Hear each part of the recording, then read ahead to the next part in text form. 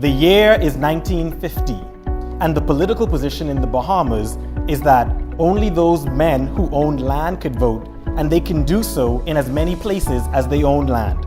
Every company that owned land could vote, and no woman could vote. The position was also that racial segregation and discrimination was deeply embedded throughout society. There were still schools that blacks couldn't attend, and churches that blacks couldn't step foot in. Now imagine this.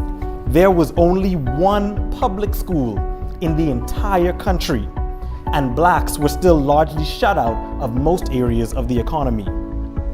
This was the Bahamas run by a group of white merchants who were dubbed the Bay Street Boys. This small group held all the economic and political power in the country, such that there wasn't a single government administrative complex from which the country's affairs were run. These men ran the government from their private offices. The government and their businesses were indistinguishable. But that was about to change. The PLP was formed in November 1953 on a platform of social revolution. The Bay Street Boys would later form the United Bahamian Party in response to the PLP.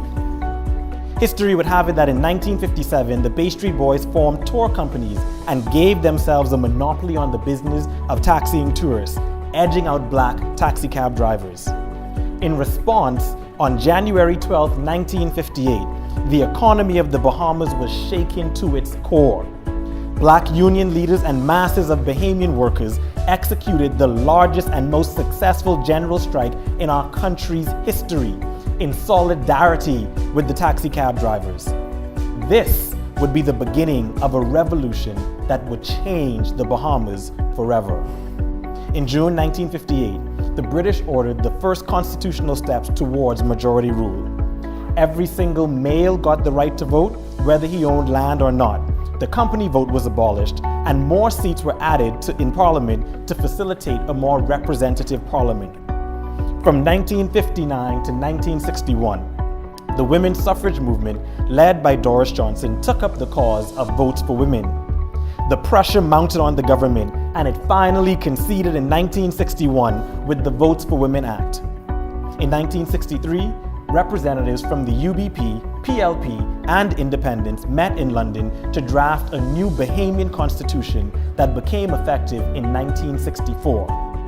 Conditions were ripe, and on Tuesday, April 27, 1965, a crowd of PLP supporters gathered outside the House of Assembly as the House was discussing the Boundaries Draft Order, which continued to draw constituencies in a way that benefited the white minority government. In the House, Sir Lyndon walked over to the Speaker's table and lifted the 165-year-old mace, symbol of the Speaker's authority.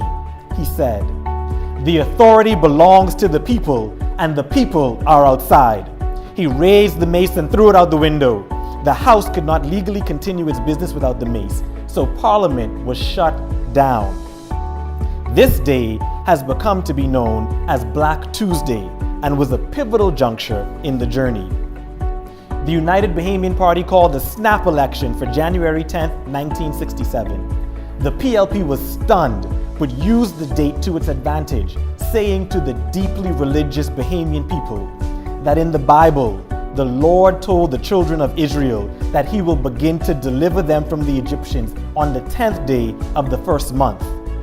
From that point on, the campaign became a religious crusade for the PLP and the black majority.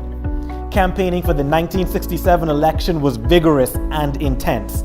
Our democracy was lively, and it was being tested. It was undoubtedly the most dynamic and exciting and memorable political experience the country ever lived through. Before the House was dissolved, the UBP held 24 of the 33 seats. After the ballots were counted, the election ended in a dead heat. UBP had 18 seats, and the PLP had 18 seats. One independent candidate won, Alvin Brennan, and one Labour candidate won, Randall Fox. Both parties sought to woo Brennan and Fox, Brennan accepted the speakership from the PLP, and Fox also threw his support behind the PLP. This gave the PLP a 1918 majority in the House, and the rest is history. The PLP would form the next government of the Bahamas, the first government where the House of Assembly and the Cabinet were made primarily of people of African descent.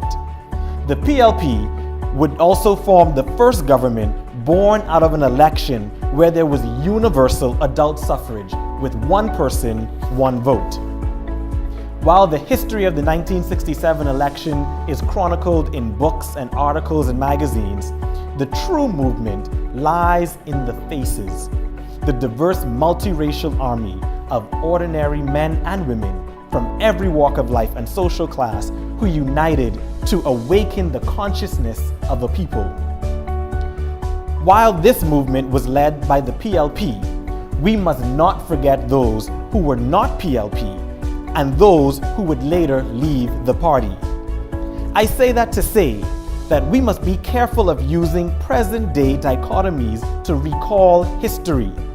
The achievement of majority rule is a Bahamian accomplishment, and regardless if you're PLP, FNM, DNA, or unaffiliated, we all should be proud of that history. This achievement and this holiday does not belong to one party. It belongs to us all, because we are first and foremost Bahamians. When majority rule was ushered in, we all benefited. When the Votes for Women Act was passed, all women benefited, black and white. When it became one man, one vote, we all benefit, because let us remember, not all white men owned land. In the years after 1967, contrary to what many believed would have happened, the Bahamas experienced exponential economic growth. The middle class developed and ballooned. Public schools were erected in every community, and our people began to get educated. Doctors, lawyers, accountants, and entrepreneurs, black and white, flourished. We became one of the richest countries in this hemisphere. I stand here, you stand here, we all stand here on the backs of those who fought for our freedoms. So tonight, I would like to express my personal gratitude to every Bahamian that would have endured years of abuse and victimization and threats and torment because they dared to believe in a Bahamas where everyone was equal, where one man equals one vote, and where every child has a fair shot at life. I thank the men and women whose names we may never know, the taxi drivers, the airline workers, the subsistence farmers and maids and cooks and janitors, the regular men and women who risked it all for country. To all young Bahamians listening to me, the foundation we stand on is a strong one. And while we are living in tumultuous times, I say to you, maintain hope, because our future is bright. Our best days are yet to come, and I believe that because I believe the spirit that embodied the protesters during the general strike is one that lives within us all. And the courage of the crowd on Black Tuesday is in our genes, and that the hope that was inside each and every Bahamian who marched to the polls on January 10th, 1967, is the hope that will carry us into a new day. And if you believe that, when I ask you if you are proud to be Bahamian, I need you to say, all the way. So are you proud to be Bahamian? All the way. Are you proud to be Bahamian? All the way. Are you proud to be Bahamian? All the way. Thank you.